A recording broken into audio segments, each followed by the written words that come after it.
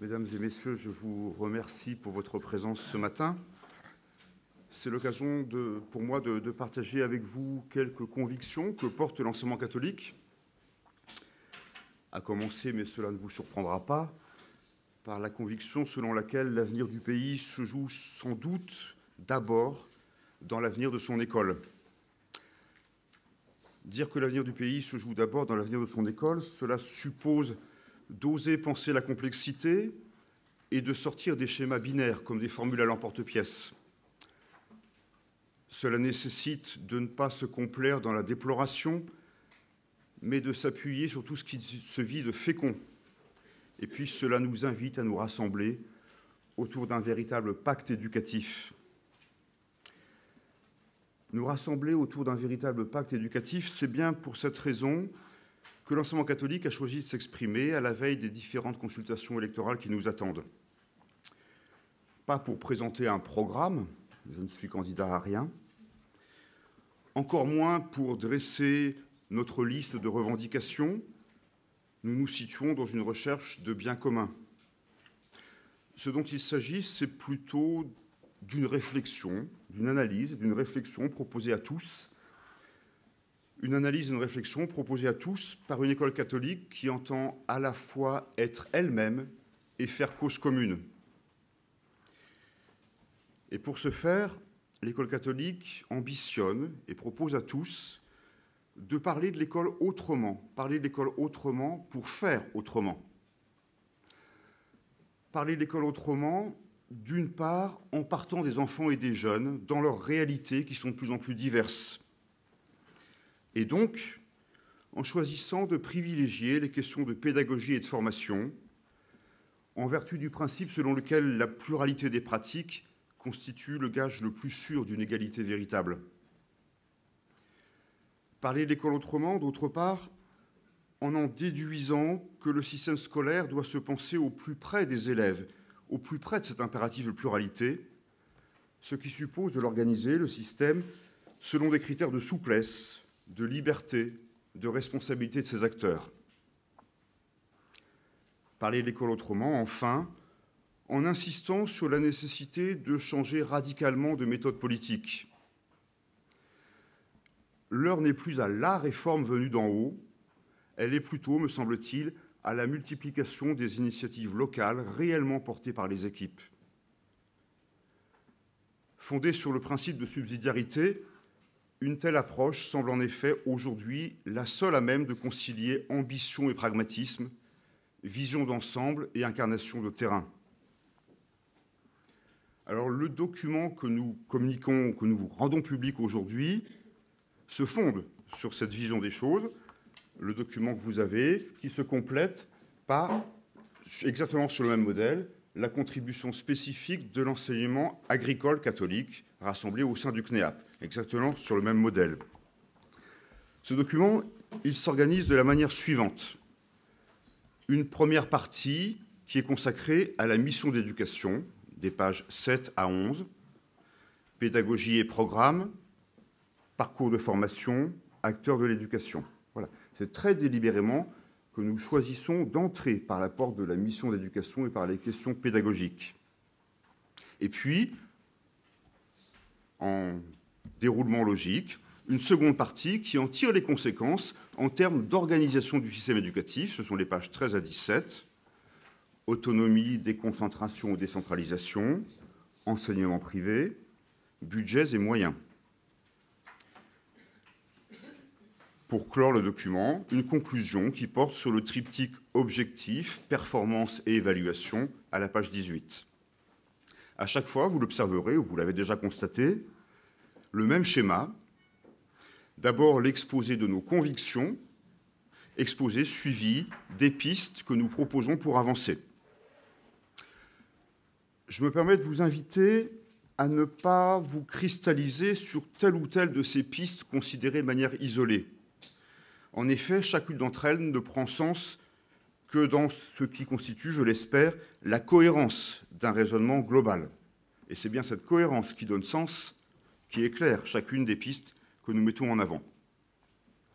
Alors, si vous le voulez bien, je vous propose une lecture cursive, non exhaustive, je vous rassure, mais de manière à entrer ensemble dans ce document de contribution de l'école catholique à la réflexion du pays sur l'avenir de son école. Première partie, donc, pour une école qui fasse place à la diversité des enfants et des jeunes, différenciation pédagogique et décloisonnement des filières. Reportons-nous page 8, si vous voulez bien.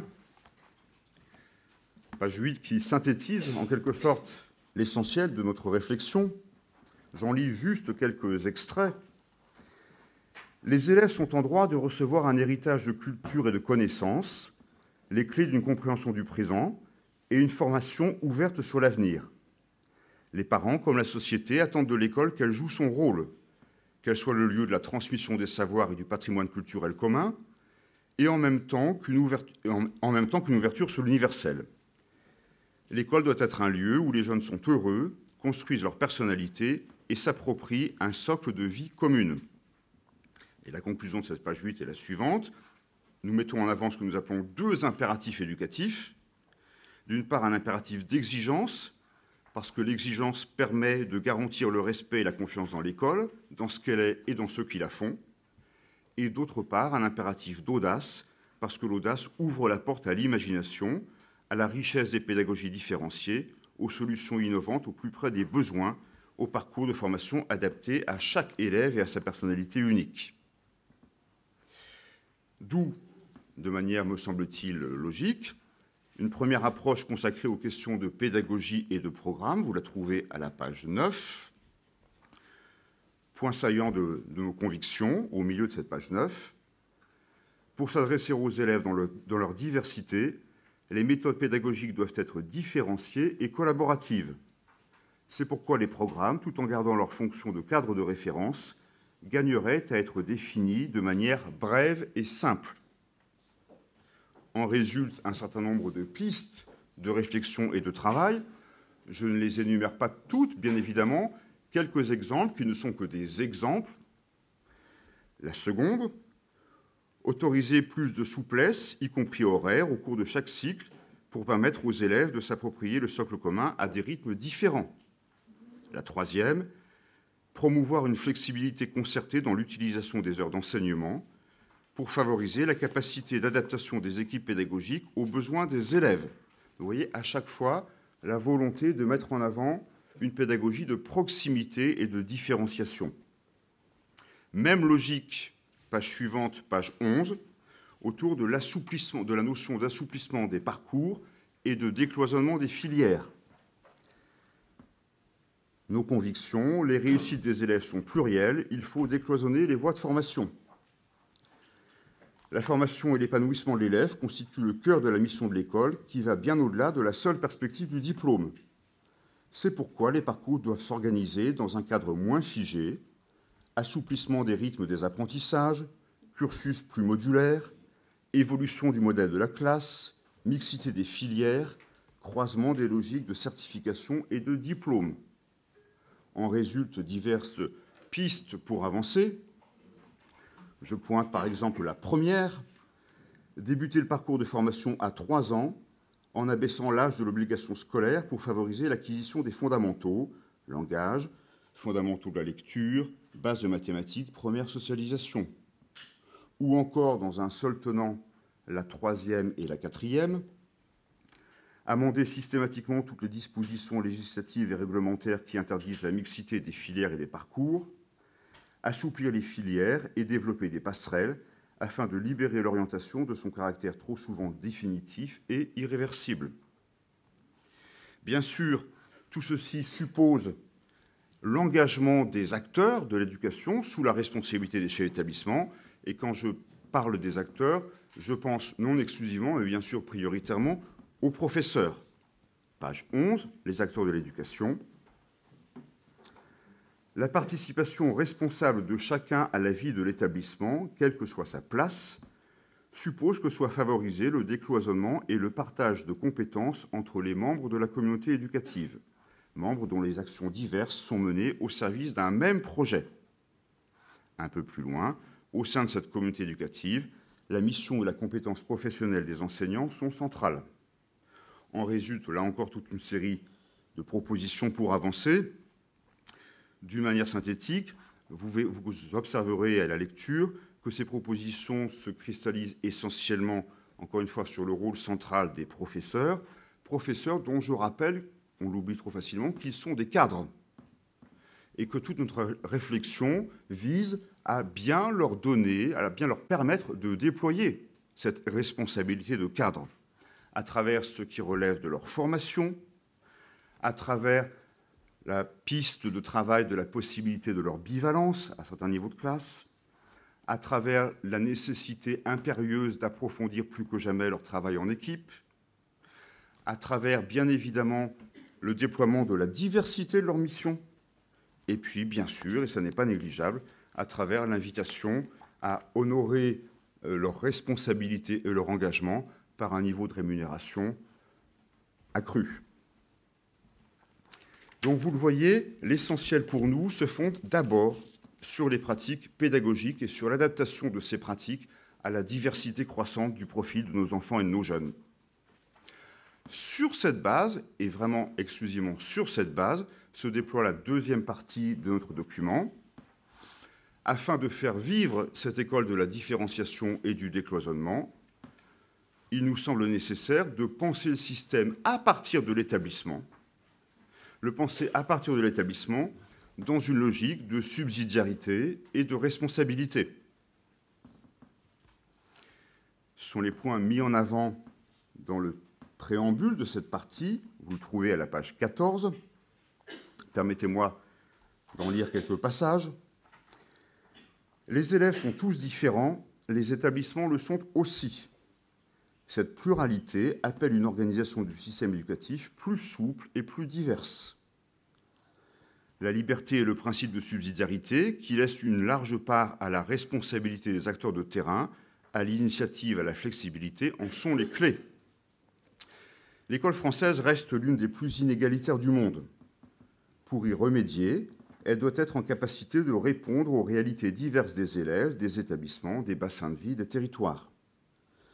Notre système scolaire a donc besoin de pluralisme. Cela passe par l'autonomie des établissements et par une organisation moins centralisée. Le pluralisme scolaire n'est pas une option idéologique, c'est le choix d'une méthode. Une culture de la liberté, une pratique développée de la subsidiarité et de l'expérimentation, dans le respect, cela va sans le dire, d'un cadre commun. Tout cela peut apporter au système éducatif la diversité et la souplesse de fonctionnement dont il a besoin. Ce qui implique, la formulation est en gras quelques lignes en dessous, la nécessité de passer d'un pilotage par décret et par circulaire à une culture du contrat, une culture globale et générale du contrat. Donc, je l'ai dit, je le répète, au cœur du dispositif, à nos yeux, l'articulation entre l'établissement autonome et son territoire, les établissements autonomes et leur territoire. C'est tout ce qui est développé à la page 15. La vitalité du système éducatif suppose qu'il soit pensé et organisé à partir de l'établissement, à l'inverse d'une conception centralisée et descendante de l'éducation nationale. Autonome, l'établissement dispose d'une capacité à déterminer son projet propre et les modalités de sa mise en œuvre sous la responsabilité du chef d'établissement. Un peu plus loin. Depuis plusieurs dizaines d'années, l'école bénéficie largement de l'accroissement des responsabilités confiées aux collectivités territoriales. On constate aussi les premières avancées d'une déconcentration progressive des services de l'éducation nationale. Tout en veillant à ne pas créer de fractures territoriales, ces deux dynamiques méritent d'être amplifiées en confiant davantage de responsabilités à chaque niveau, en particulier aux échelons régionaux et académiques. L'action menée sera ainsi plus en phase avec les réalités des territoires dans leur diversité.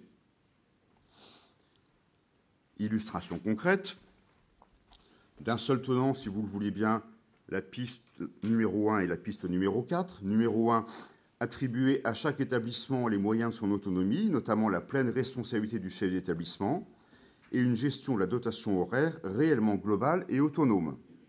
La quatrième, développer les pratiques contractuelles dans les relations entre établissements scolaires et territoires, projets et contrats territoriaux de ville ou ruraux. Ça fonctionne ensemble. Mais aussi, dans un autre registre, les pistes numéros 2 et 3, donner un vrai statut d'établissement aux écoles du premier degré et encourager le transfert de la compétence scolaire aux intercommunalités, les EPCI. Bien évidemment, cette invitation à l'approfondissement de l'autonomie, c'est-à-dire de la responsabilité dans le cadre d'une culture du contrat, cet appel à l'approfondissement suscite des réflexions sur l'articulation entre pluralisme et culture du contrat. Ces réflexions sur l'articulation entre pluralisme et culture du contrat, vous les trouvez aux pages 16 et 17, enseignants privés et puis budget et moyens. Conviction du haut de la page 16. Pour répondre à la diversité des enjeux d'instruction et d'éducation, les établissements privés offrent une proposition éducative spécifique. Ce faisant, ils rendent un service d'intérêt général, en particulier dans le cadre d'une relation contractuelle avec l'État. Cette association par contrat constitue plus qu'un simple cadre légal. C'est un état d'esprit et une manière de faire. Elle permet de faire vivre le pluralisme scolaire. Elle ouvre des espaces d'innovation et de liberté qui sont autant d'atouts pour l'éducation. Dernière phrase des convictions. Pour jouer son rôle, l'enseignement catholique a besoin qu'on lui donne véritablement la capacité de prendre sa part à la mesure des besoins exprimés. Pour le bien commun, l'enseignement privé associé à l'État doit pouvoir exercer pleinement sa liberté. Si vous regardez les propositions pour avancer, je pointe en particulier la 2e et la 3e de la page 16. Prendre en compte très concrètement la notion de besoins scolaires reconnus en permettant les ouvertures de classes et d'établissements nécessaires. Donner aux établissements privés les moyens concrets pour atteindre les objectifs de mixité scolaire et sociale partagée en zone urbaine comme dans les territoires ruraux. Ou encore, page 17, la première, programmer le budget de l'éducation de manière pluriannuelle. Ou la 3e, programmer les moyens attribués à l'enseignement privé sous contrat en fonction du besoin scolaire reconnu, ce qui implique la possibilité de reconsidérer l'usage du 80-20. Bref, je ne vais pas être trop long pour ensuite laisser la place à nos échanges. Bref, vous l'observez, le fil rouge, le fil conducteur de notre réflexion et de la contribution que nous apportons à la réflexion du pays repose vraiment sur l'idée selon laquelle l'égalité véritable se construit par la diversification. Pour le dire autrement, l'idée selon laquelle le commun se fonde sur le pluriel. Nous pensons que plus il y a d'uniformité ou d'uniformisation, moins il y a d'égalité réelle. C'est pourquoi notre vision repose sur l'articulation entre des objectifs communs, indispensables, des objectifs communs et en même temps des voies diversifiées pour les atteindre.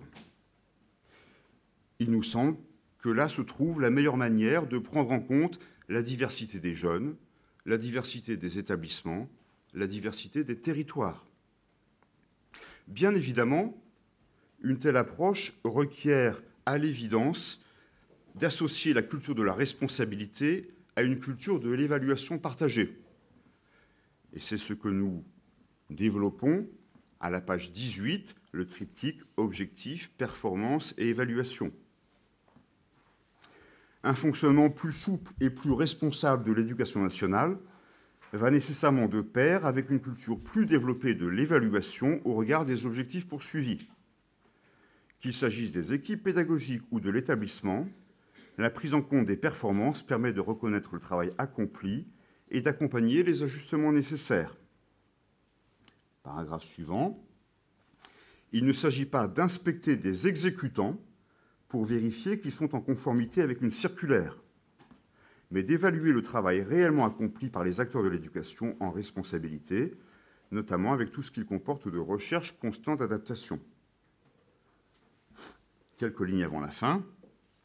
On veillera à s'exonérer d'une vérification pointilleuse du respect d'un cahier des charges pour considérer plus largement si la mise en œuvre par l'établissement et ce qui en résulte par rapport aux objectifs partagés contractuellement est adapté. Voilà.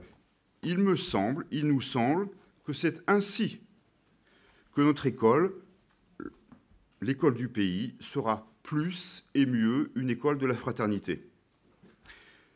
Car la fraternité ne se fonde pas sur l'uniformité, mais sur le rassemblement. Et se rassembler, ce n'est pas se ressembler, c'est choisir de différer ensemble.